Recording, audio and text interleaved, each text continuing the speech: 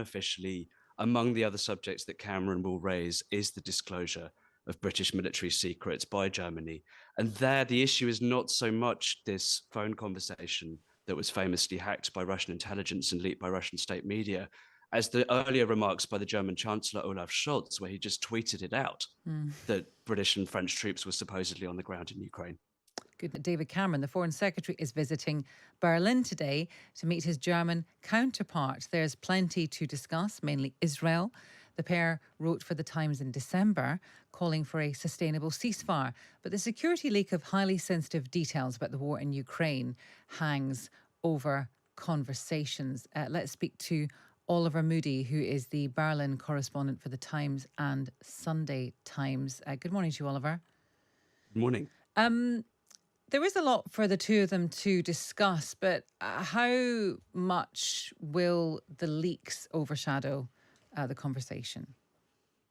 Well, officially, the main items on the agenda are Gaza, where Britain and Germany agree on quite a lot, aid to Ukraine, where they agree on most things except for whether Germany should hand over the German-Swedish Taurus missiles, and the preparations for the next NATO summit, which is a very interesting subject in itself. But from what I understand, unofficially, among the other subjects that Cameron will raise is the disclosure of British military secrets by Germany.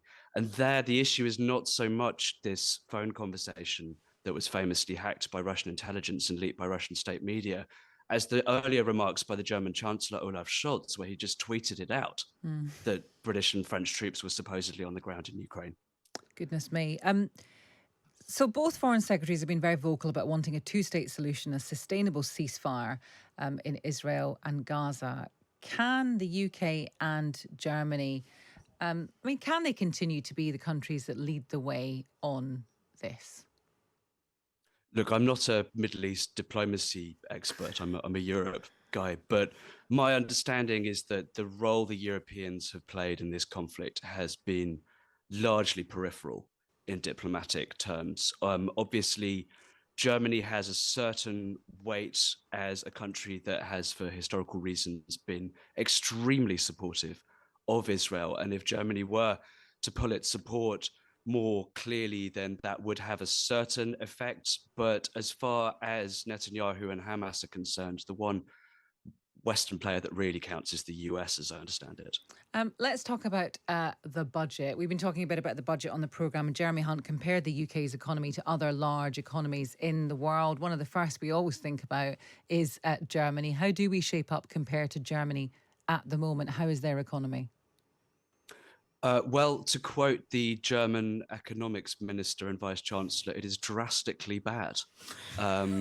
It's heading for its first 2-year in a row recession since the early 2000s. And if you look at the OBR forecasts that were released yesterday, they show the British economy growing on a sort of gently upwards trajectory, whereas I spoke to the head of the German government's Council of Economic Advisors a couple of weeks ago, and she said that Germany's medium-term growth prospects are about 0.7% a year for the rest of this decade, if they're lucky, which is the worst that it's ever been since kind of comparable records began. The German economy does, by comparison, make the British one look fairly healthy. Okay, well, I'm glad we asked.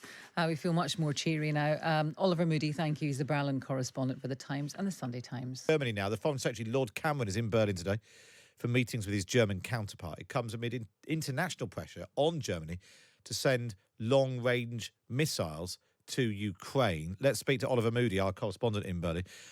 How far do you think, afternoon, Oliver, how far do you think David Cameron will push Berlin on supplies to Ukraine? Good afternoon. I would expect he's almost certainly going to bring up this question of the delivery of German, Swedish-made Taurus missiles, which Ukraine is very keen on because they have an extremely long range, could strike targets deep behind Russian lines. The British government has been very consistently trying to encourage Germany to do so. If reports are to be believed, it's even offered logistical assistance, but so far the German chancellor has been very insistent that he's not going to send the missiles.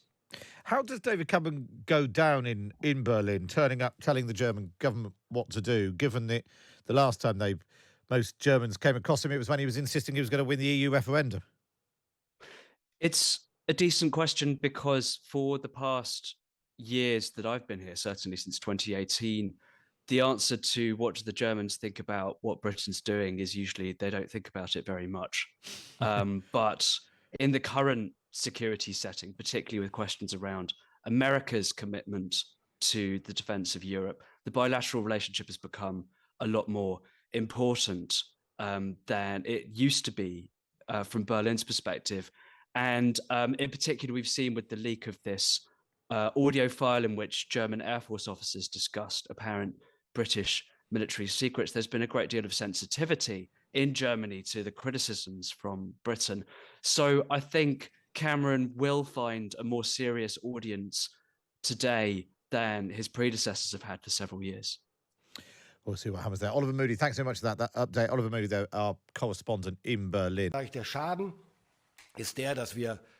The damage is clear. Something like this should not have happened. Trust in us as a NATO partner is not broken. There are no such indications whatsoever because everybody knows it could happen to them. What's decisive are the technical and regulatory consequences, and we will address them. So I'm angry about this incident, very angry, especially since that's all we have been dealing with for the past 3 days. While there are issues concerning Ukraine's survival. The reason why this call among Air Force officers could be intercepted is due to an individual's application error. Not all participants stuck to the secure dial-in procedure as required. Based on current information, the participant in Singapore was eavesdropped. He dialed in through a non-authorized, in other words, open connection.